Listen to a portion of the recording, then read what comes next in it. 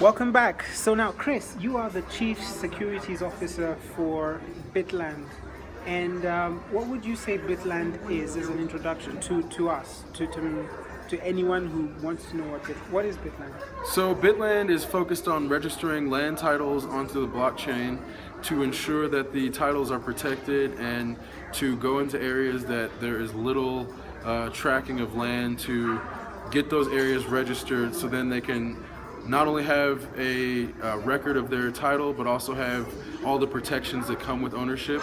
And even further, when you have a land title, you can take out loans as using your land as collateral, which is not really possible in areas where they don't have functioning land registries. So what we're trying to do is establish these working land registries so that the wealth and capital can be accumulated in a specific community, because without line of ownership or showing who owns what property, it becomes very difficult to accrue capital and to get to a place where it's developed into what we would consider the more modern settings, where you have protection over your titles, you can get insurance, you can get loans.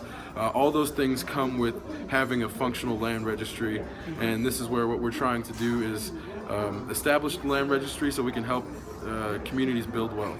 Fantastic. So, who would be a benefactor for being on Bitland, on the Bitland registry?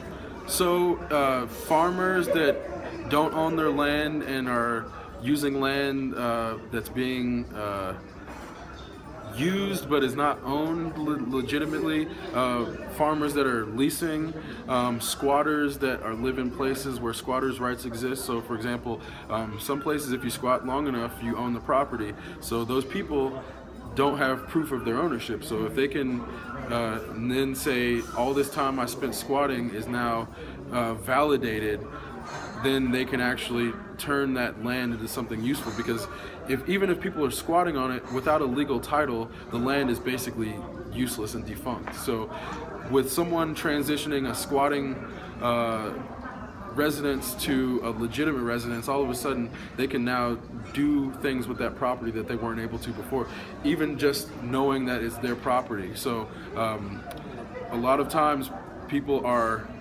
ready to have the government kick them out at any moment. So removing that fear will make people a lot more conducive to contribute to the local community. Mm-hmm. Fantastic. Thank you very much. That actually makes it very interesting to understand and very easy to understand what Bitland is. So we're going to continue this conversation on the next video. So watch the next video.